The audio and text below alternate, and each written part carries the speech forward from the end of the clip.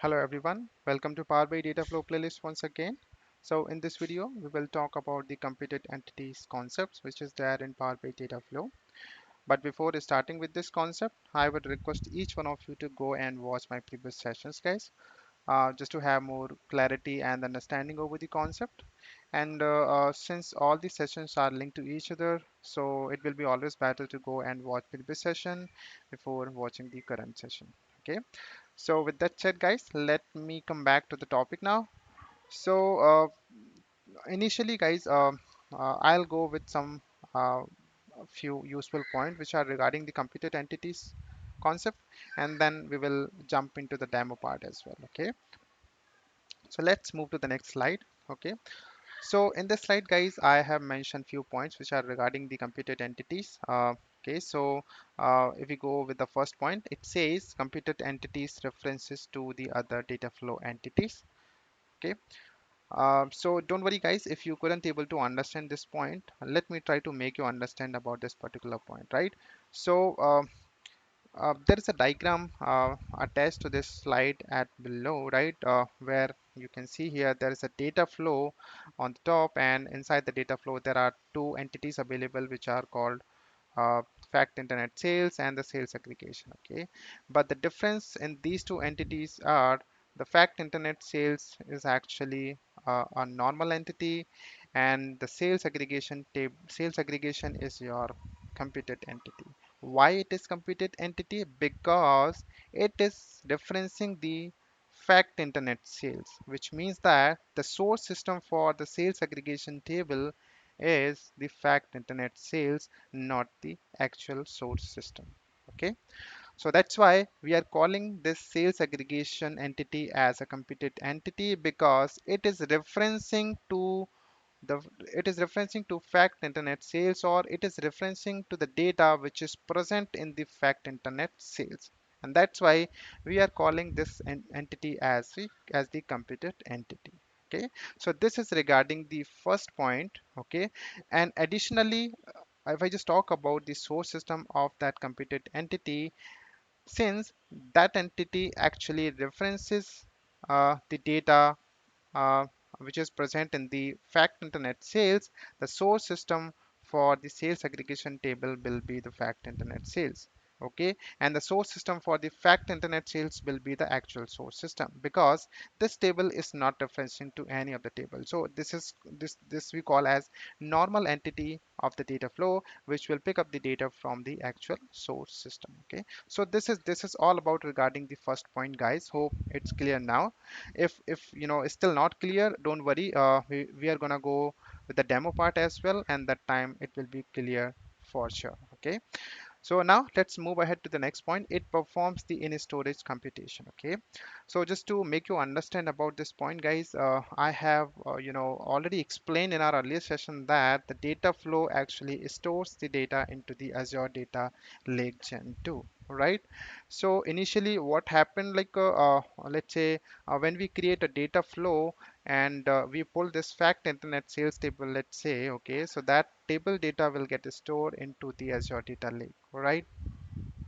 And since this data is sorry, this particular entity, or I would say the computed entity, referencing to the data which is present in the fact internet sales, right? So the data of the fact internet sales is stored in the Azure Data Lake, right? So whatever the computation, or let's say data transformation or any calculation, whatever we wanted to perform on top of the sales aggregation table, it will be performed on top of the data which is present in the Azure Data Lake Gen 2 for fact internet sales. Okay, so all the computation is gonna be executed over the in storage data, okay, which is there in the data flow. And that's why I mentioned this point.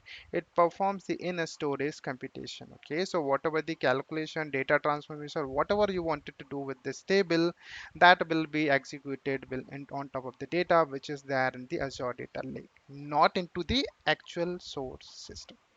Okay, so this is regarding the second point. Let's move ahead to the next point. Can be modified means the data transformation can be performed. Yes. So computed entities are the entities which can be modified. Okay, I mean it means that you can perform the Power Query data transformation on top of this. You can create the calculations or whatever you wanted to do with this particular entity called computed entity. You would be able to do that. In our earlier session, I explained one more entity. I would say in previous session only, the linked entity, right? So that linked entity was the read-only entity, right? I mean, we couldn't able to perform any data transformation on top of that, right? But this is not something with the computed entity. Computed entity is read plus added entity. Okay, so you will be able to modify that entity as well. Okay, now let's go ahead with the next point. To use computed entities in Dataflow, workspace should be backed up by premium Power BI premium license. Yes, so as I explained, okay, so uh, since computed entity also your Power BI premium feature, so definitely your workspace in which you will create the data flow, right? That should be backed up by the premium capacity only. Then only you will be able to use this computed entity concept, right? So that license agreement should be there. Okay, so this is all about the point regarding the computed entity. Now it's a demo time, so let's go to the Power BI service quickly. So this is my Power BI service, and I am in the workspace called Tag Explore DW, and this is the workspace where we created a data flow, right? This is what the data flow that we created in our earlier session. So this is a similar data flow that I'm going to use to, explain about the computed entities in the data flow. Okay, so let me go ahead and click on this data flow. So when I clicked on this data flow, these are the entities which are part of this data flow. Okay, so I wanted to add an entity into the same data flow, which will be your computed entity. Okay, so how to do that? Let's understand. Okay, so to do it, like what I'm going to do, I'm going to go and click on Edit Tables. So the moment I do that, Power Query window will get open, all right, and where we have all the tables or entities are listed, right? So these are the entities which we pulled from the actual source system, and that was the SQL Server, right? So let this load, and now then I'll create computed entities, or will learn about like how computed entities will be created, okay, or how that referencing will happen.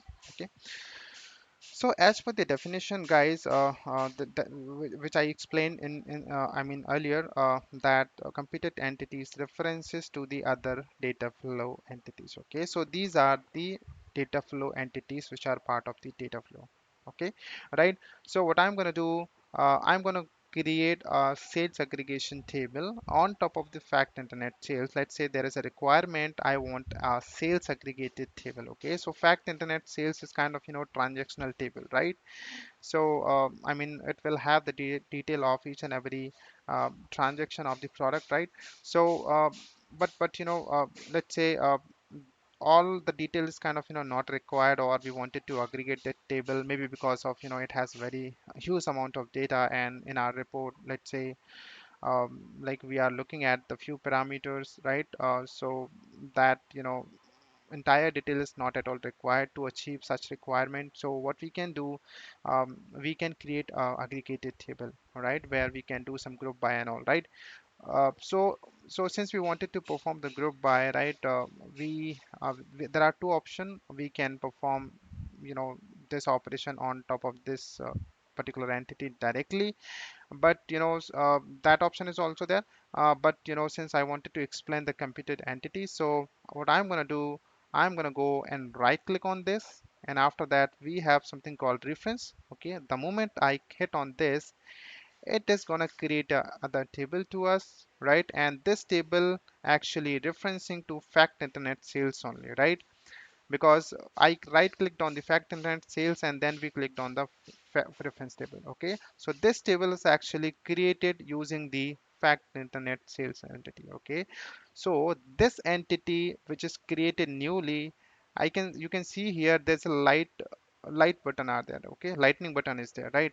And when I'm hovering a mouse there, it is showcasing some information in the tooltip that computed table perform in a storage calculation for advanced data transformation, right? So it means that this new entity, new created entity is nothing but the computed entity, okay, right? So and that this lightning mark is actually indicating that this is the computed entity created, okay.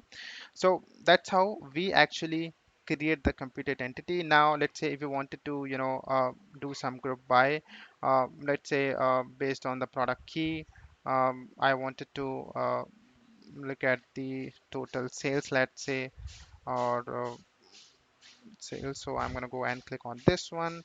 So, and I'm going to mention this as total sales. Okay, and click on okay. So this is what the data transformation we could able to do. Okay, I think I did at the wrong place. So let's not do that here. I wanted to do it in the computed entity. So let's do the group by here. So sum, and after that, let's click on this extended amount, or let's go and mention this as total sales because I wanted to group the sales by product ID. Okay, so this is our total sales. Let me hit on OK. So this is what the data transformation that we have done to this computed table. And as you can see here, uh, uh, the source system, we have a link button also available, which is indicating that it is referencing to other entities which are part of this data flow. Okay, so that aggregation we have done, and we can mention this as sales aggregation aggregated, or let's say I think that's enough, right? So sales aggregation. Now what we can do, we can click, we can hit on save and close, right? So that this entity will be loaded into this particular data flow. Okay, so as you can see here, this entity is now part of this data flow. Okay, so changes are saved. Okay, and as you can see here, these are the normal entities. Okay, and this is the computed entities because there is a lightning mark on top of the table mark here, right? So this is your computed entity. Okay, look at this.